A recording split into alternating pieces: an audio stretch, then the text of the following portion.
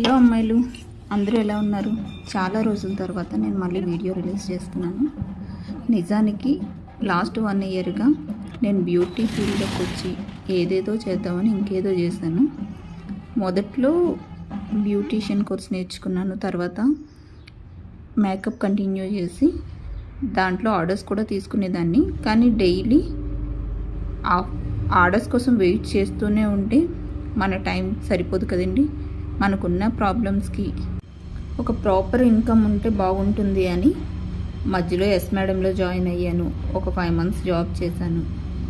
కానీ హబ్ దూరం అయిపోవడంతో మళ్ళీ ఫైనల్గా నా డ్రీమ్ అయిన పార్లర్ సెటప్కే వచ్చేసాను. అండ్ కార్తీక పౌర్ణమి రోజు షట్టర్ది తాళం తీసుకున్నాం.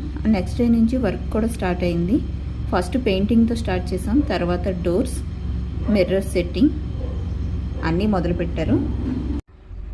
ఎందులోకైనా దిగితే కానీ తెలియదని ఒక్కొక్క వర్క్ చేస్తుంటే ఎంత బడ్జెట్ అవుతుందో అర్థమైంది. మేము పెట్టుకున్న బడ్జెట్ని దాటిపోయి ఒక్కొక్క వర్క్ కంప్లీట్ అయింది. డోర్స్ అయిన రోజే మాకు బేగం బజార్లో బుక్ చేసుకున్న పార్లర్ బెడ్, హెడ్ వాషింగ్ది బేసిన్ కూడా వచ్చేసింది. అండ్ నెక్స్ట్ పవర్ వర్క్ కొంచెం ఉంది. అలాగే కొంచెం తీసుకోవాల్సిన ప్రోడక్ట్స్ కూడా తీసుకున్నాం. అన్నీ సెట్ చేసుకొని ఇంకా ఫైనల్గా మనం వెళ్ళవలసింది బోర్డ్ అండ్ బ్యానర్ కోసం కదా, దాని వర్క్ కూడా చేసేసాం. ఎండ్ ఆఫ్ ది డే మాకు ఈ వర్క్స్ అన్నీ అయ్యేసరికి మినిమం 1 week పట్టింది. హెయిర్ వాష్ బేసిన్ని సెట్ చేయడానికి, పైప్ కనెక్షన్ ఇవ్వడానికి ప్లంబర్ని పిలిపించాం.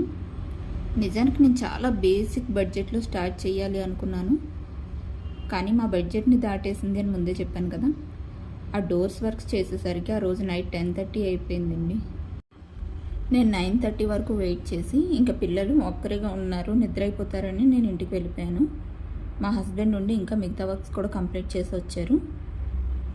అండ్ నెక్స్ట్ డే నేను వచ్చేసరికి